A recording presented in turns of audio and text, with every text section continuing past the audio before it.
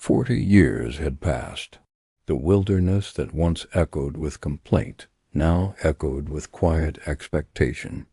The generation that left Egypt had fallen in the sand. Before the people stood the land sworn to Abraham, Isaac, and Jacob. Behind them stood the memory of miracles. And at the center of this moment stood Moses, the servant of the Lord, the lawgiver, the shepherd of a nation. He had stretched out his rod over the sea. He had ascended the mountain wrapped in fire. He had pleaded for mercy when wrath burned hot, yet he would not cross the Jordan. Moses gathered the tribes. His voice was steady, but time rested upon it. He reminded them of Egypt, of bondage broken. He reminded them of Sinai, of covenant spoken. He reminded them of rebellion and of mercy greater than judgment. He warned them, "When you enter the land, do not forget the Lord." He spoke blessings over each tribe.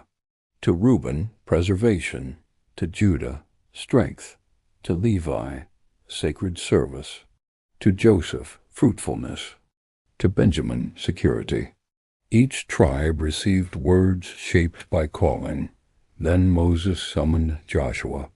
Joshua, son of Nun, faithful spy, quiet servant, steadfast companion. Before all Israel, Moses laid his hands upon him. The authority did not pass through ambition. It passed through obedience. The spirit that rested upon Moses strengthened Joshua. Then the Lord instructed Moses to ascend Mount Nebo. Alone he climbed. From the height the land unfolded before him, valleys, rivers, fertile plains, promise fulfilled within sight, but not under his feet. And there, upon the mountain, Moses died. The Lord buried him in a valley known only to heaven. Israel wept 30 days. The prophet who spoke face to face with God was gone, but covenant remained. After mourning came movement. The Lord spoke to Joshua, "Moses, my servant, is dead. Now arise." The words carried weight. Leadership requires courage when shadows feel large. 3 times Joshua was commanded, "Be strong and courageous," not because fear was absent, but because faith must rise above it.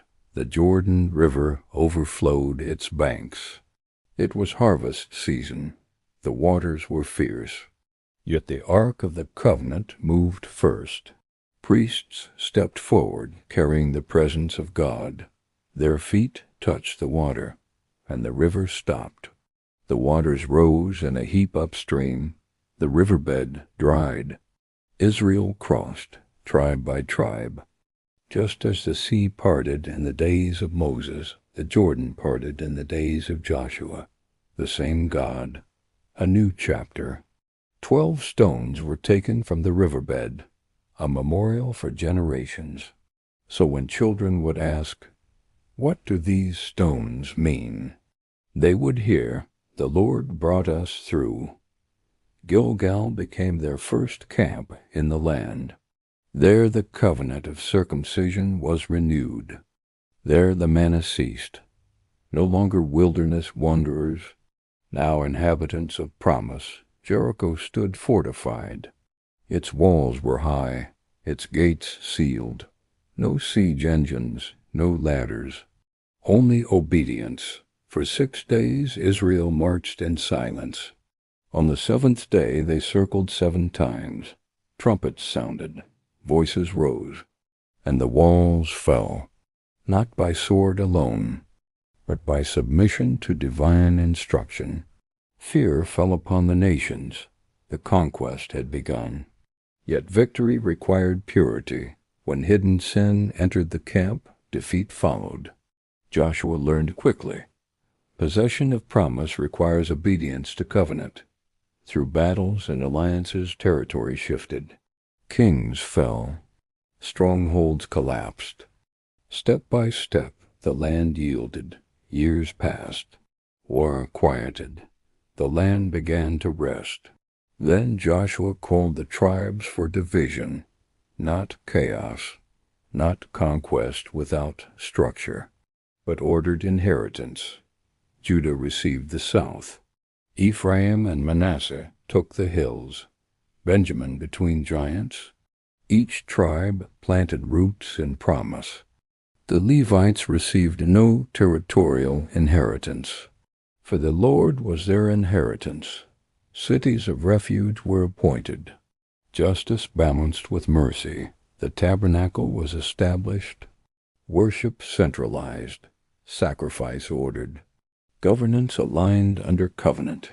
Israel was no longer wandering, they were dwelling. No longer surviving, they were establishing.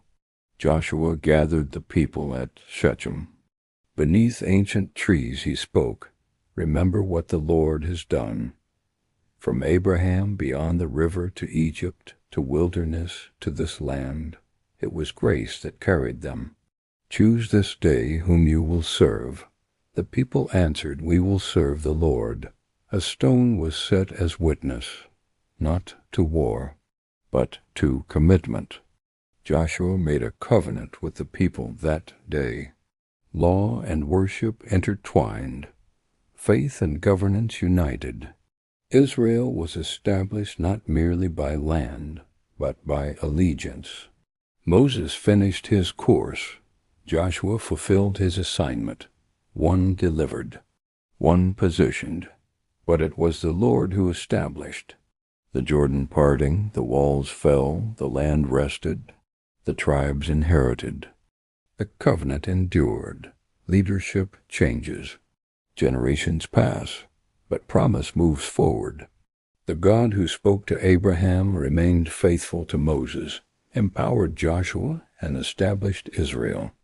And the story of covenant continued, from wilderness to inheritance, from mantle to monument, from promise spoken to promise possessed. The Lord is faithful across generations, and what he begins in one season, he completes in another. Israel stood in the land, established, governed, worshiping, and the covenant lived on. Amen.